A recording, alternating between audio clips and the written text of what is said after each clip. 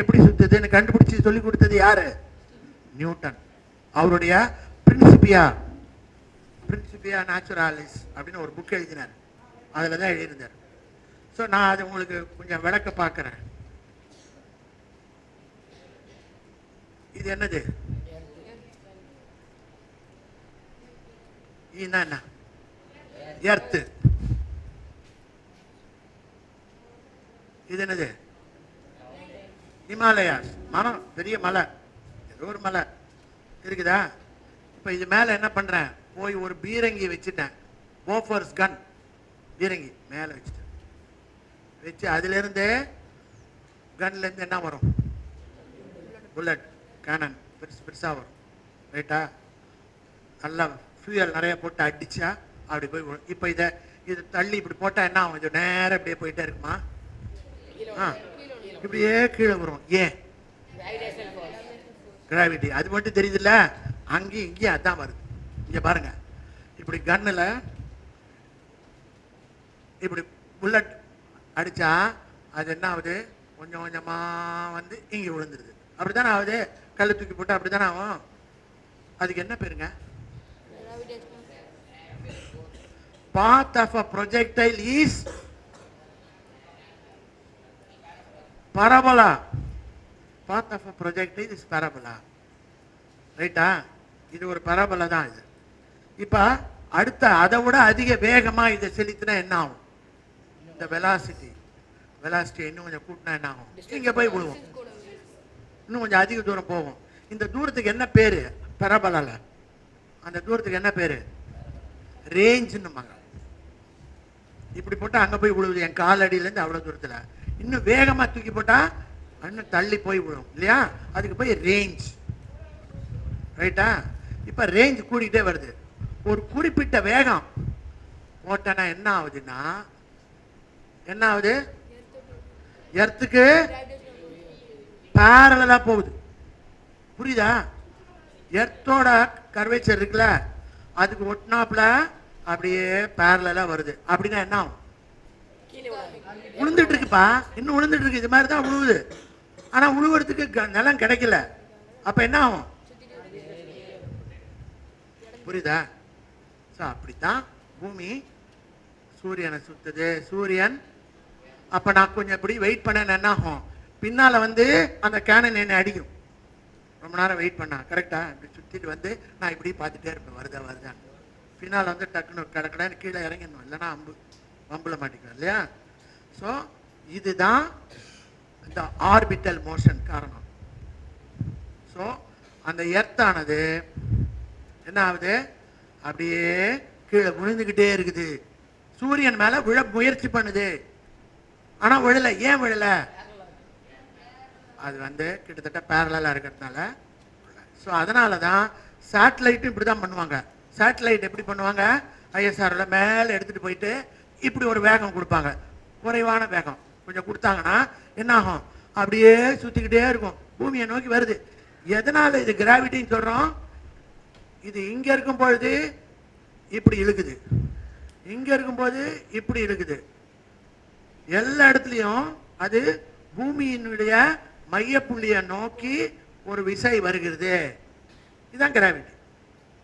So gravity இழுத்துட்டே இருக்கிறதுனால தான் அது அப்படியே சுத்து வட்டப்பாறையில இருந்துகிட்டே இருக்கு. ஒரு கல்லுல ஒரு நூலை கட்டி இப்படி சுத்தினா என்ன ஆகும்?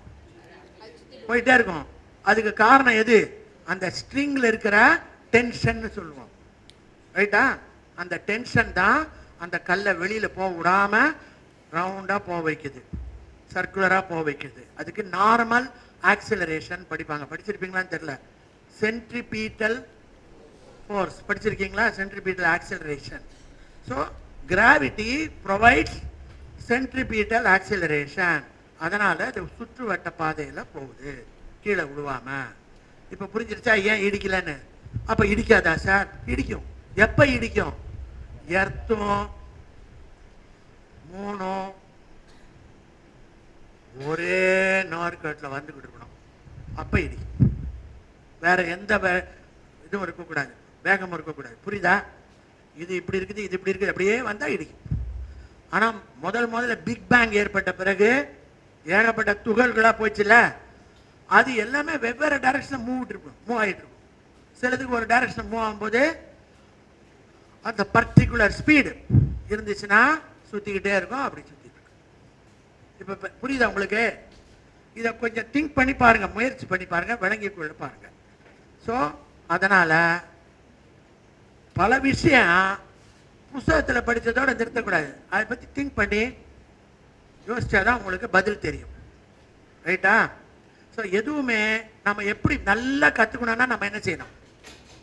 நீ சின்ன குழந்தையா இருக்கும் பொழுது உங்ககிட்ட யாராவது வந்து எப்படி நடக்கிறது சொல்லி கொடுத்தாங்களா? உங்கள் அம்மாவை உங்கள் அப்பாவை யாராவது இந்த காலை இப்படி வெயி அப்புறம் இப்படி வெயி லெக்சராக கொடுத்தாங்க? என்ன பண்ணீங்க? அப்படியே முயற்சி பண்ண வேண்டியதான். தொப்பு தொப்புன்னு கீழே விழுந்து அப்புறம் ஏதாவது ஒரு ஸ்டூலு சேர்லாம் பிடிச்சிக்கிட்டு நின்று அப்புறம் 2 காலை தனியாகவே நின்று நடக்க ஆரம்பித்து இப்போ ஓடுறீங்க. ஸோ எதுவுமே ஸ்விம் பண்ணணும் அப்படின்னா என்ன பண்ணோம்? ஸ்விம்மிங் கற்றுக்கணும். உடனே ஒரு நல்ல லைப்ரரியில் போய் ஹவு டு ஸ்விம் புஸ்தகம் நல்லா கரைச்சி குடிச்சிட்டு ரெடி, நான் ஒலிம்பிக் ரெடிப்பா விடுவாங்களா யாராவது? தண்ணிக்குள்ளே you have to get in to the water. ஏதாவது ஒரு தண்ணியில் போய் தண்ணி குடிச்சு மூளை அவரை பிடிச்சி எடுத்து ஏய் இப்படியாடா ஸ்விம் பண்ணுறது அப்படின்னு கேட்பான். அப்போ தான் கற்றுக்கும். ரைட்டா? சைக்கிள் எல்லாருக்கும் தெரியும் இல்லையா? எப்படி கற்றுக்கிட்டீங்க? ஒரு கிளாஸில் போய் சைக்கிள் விடுவது எப்படி பவர் பாயிண்ட் போடுவாங்க. Cycle front wheel back wheel notes எல்லாம் எழுதணும். நோட்ஸ் எழுதாமல் எதாவது நடக்குமா? கிளாஸில் எழுதணும். எழுதி முடிச்சோன்னு எக்ஸாம் இல்லாமல் இந்த உலகத்தில் எதுவுமே நடக்காது. அந்த எக்ஸாமில் கேள்வி எப்படி தெரியுமா இருக்கும்?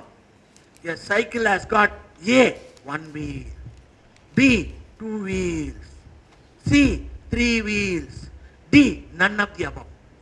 அப்போ என்ன பண்ண நீங்க? டக்கு எல்லாத்தையும் டிக் பண்ணிட்டு 80% பிரில்லியன்ட் அழகா ஒரு ஃப்ரேம் பண்ணி ஒரு சர்டிபிகேட் எக்ஸ்பர்ட் இன் சைக்கிளிங் கொடுத்துருவாங்க. அதை எடுத்துக்கிட்டு ஒலிம்பிக் போயிடலாம். போலாமா? அப்படியே கற்றுக்கிட்டீங்க? உங்கள் அண்ணனா அப்பாவா அக்காவா சைக்கிளில் சீட்டில் உட்காந்து வச்சு என்ன செஞ்சாங்க? புஷ் நேராக போய் ஏற்று இருக்கிற மாடு மேலேயோ யார் மேலேயோ முட்டி கீழே விழுந்தீங்க. அப்போ தான் கற்றுக்கணும். ரைட்டா? ஸோ முக்காவாசி விஷயம் நாம் பேசுறது எல்லாமே கற்றுக்கிறது எப்படி?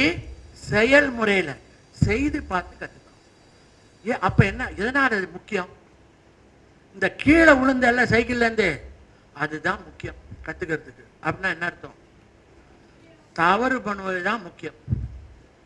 சரியா? நான் வந்து எலக்ட்ரானிக்ஸ் சொல்லி கொடுத்தேன் ஐஐடியில். நான் 10 வருஷத்துக்கு முன்னால் அங்கே வந்து என் பசங்களாம் லேபுக்கு வருவாங்க. நான் முதல்ல அவங்களுக்கு என்ன தெரியுமா சொல்லுவேன்? வெரி குட், இன்னைக்கு உன் எக்ஸ்பெரிமெண்ட் ஒர்க் பண்ணக்கூடாது போ. அதான் என்னுடைய ஆசீர்வாதம், பிளெஸ்ஸிங் உங்களுக்கு. என்னது? இன்னைக்கு உன் சர்க்கியூட் ஒர்க் பண்ணக்கூடாது போ அப்படிப்பேன். அப்படின்னா என்ன அர்த்தம்? ஒர்க் பண்ணிடுச்சுன்னா லக்குப்பா. ஒர்க் பண்ணலன்னா தான் அவன் என்ன சொல்லுவேன்? Jump with Joy and come and tell me the circuit is not working, will start learning. அது ஒர்க் பண்ணலன்னு தெரிஞ்சாதான் அதை எப்படி சமாளிக்கிறது, எதனால ஒர்க் பண்ணல அப்படி திங்க் பண்ணல. அப்போ அடுத்த தடவை எக்ஸாமில் அதே கேள்வி வந்துச்சுன்னா தொலைஞ்ச. ஏன்னா உனக்கு தெரியாது எப்படி அதை டெஸ்ட் பண்ணணும், எப்படி கரெக்ட் பண்ண, ஒன்றும் தெரியாது. ஸோ வகுப்புலையே அது சரியாக ஒர்க் பண்ணாமல் போயிடுச்சுன்னா அதை பற்றி நல்லா தெரிஞ்சுக்கிட்டு படிச்சுட்டோன்னா எந்த நேரத்துலையும் நம்ம சரியாக செய்ய முடியும். ரைட்டா? அதனால தான் மக்கள் என்ன சொல்கிறாங்க? Failures are very important in learning. Failures are என்னப்பா? Stepping stone for success. ஒவ்வொரு ஃபெயிலியரும் நம்ம சக்சஸை நோக்கி அழைச்சிக்கிட்டு போகுது. அப்படின்னா என்ன அர்த்தம்? ஒவ்வொரு ஃபெயிலியரும் நமக்கு ஏதாவது ஒரு முக்கியமான விஷயத்தை சொல்ல விரும்புது. அதைத்தான் கற்றுக்கணும். அதை கற்றுக்கிட்டா கீழே சைக்கிள்லேருந்து விழுந்தவொடனே நான் என்ன செய்தேன், எதனால் கீழே விழுந்தேன்னு திங்க் பண்ணணும். அடுத்த தடவை கீழே விழுவ மாட்டேன். ரைட்டா? ஸோ ஃபெயிலியர்ஸ் ஆர் மோஸ்ட் இப்போ. அப்போ என் பசங்களுக்கு நான் என்ன சொல்வேன்? Please fail. புரியுதா? உங்களுக்கு அதான் சொல்கிறேன், டீச்சர்லாம் கோச்சுக்குவாங்க. Please fail. ஆனால் அதில் முக்கியமான 2 விஷயம் இருக்குது. என்னது? Don't commit all errors yourself. Give chance to your friends also to make. எல்லா தப்பையும் நானே செய்து தான் கற்றுக்கலான்னு வேற விருப்பப்படக்கூடாது. மற்றவங்க தவறு இருக்கும்போது அதுலேருந்து நம்ம அந்த பாடத்தை கற்றுக்கலாம். புரியுதா? ஏன்னா ஒரு லைஃப் டைம் போகாது எல்லாத்தையும் பண்ணிக்கிட்டு இருக்கிறதுக்கு. அடுத்து ரெண்டாவது அதோட ஒரு முக்கியமான விஷயம், அது என்னது? Never repeat the mistake. ஒரு தடவை தவறு பண்ணிட்டு அதே தவறை திருப்பி பண்ணா நீ கற்றுக்கல. ரைட்டா? அப்போ எல்லாரும் தவறு செய்யலாம், தவறு இல்லை. அந்த தவறிலிருந்து படிக்க வேண்டிய பாடத்தை படித்துக்கணும், அதான் முக்கியம். சரியா? இப்போ இவ்வளோ தானே தெரியாச்சுல. இப்போ நான் சின்ன சின்ன எக்ஸ்பெரிமெண்ட் பண்ண போகிறேன். ஆப்பிள் உழுவுற மாதிரி. ஏன்? செயல்முறையில் செய்தால் தான் கற்றுக்க முடியும்னு சொன்னல, அதை நான் ப்ரூவ் பண்ண போகிறேன். இப்போ அப்படி ஒரு விஷயத்தை காமிச்சிட்டு அப்புறம் நான் என்ன பண்ணுவேன்? கேள்வி கேட்பேன்ப்பா. ஏன்? அதுதான் ஈஸி. கேள்வி கேட்கறது தானேப்பா ஈஸி, பதில் சொல்றது ஈஸி, கேள்வி கேட்கறது ஈஸி. ஆனால் அதை நான் கேட்டுருவேன். நீங்களாம் என்ன பண்ணோம்? என்ன பதில் சொல்லணுமா? தப்பான பதில் சொல்லணும். இப்பதானே சொன்னேன் எல்லாம். என்ன சொன்ன? நான் கேள்வி கேட்பேன், நீங்க என்ன சொல்லணும்? வேணும்னு தப்பான சொல்லக்கூடாது. 3 + 4 எவ்வளவு? 9. நீங்க தானே சார் தப்பான ஆன்சர் சொல்ல சொன்னீங்க. அப்படி இல்லை, உனக்கு மனதுக்கு எது சரின்னு தெரியுதோ அந்த தைரியமா அதை எடுத்து சொல்லணும். அப்பதான் சயின்டிஸ்ட் ஆக முடியும். அது ரைட்டா தப்பான அப்புறமா நம்ம விளக்கம் பார்த்து தெரிஞ்சுக்கலாம். கரெக்டா? இந்த கேமுக்கு ரெடியா நீங்க? பார்ப்போம் எப்படி. ஆனா ஒண்ணு முக்கியமான விஷயம், அதை சொல்ல விட்டேன். எல்லாம் சேர்ந்து கத்தக்கூடாது. Chorus, raise your hands. ஒவ்வொருத்தரும் நான் அப்பப்போ ஸ்பாட் பண்ணுவேன். தைரியமா எந்திரிச்சு தப்பா சொல்லுங்க, ஒரு ப்ராப்ளம் இல்லை.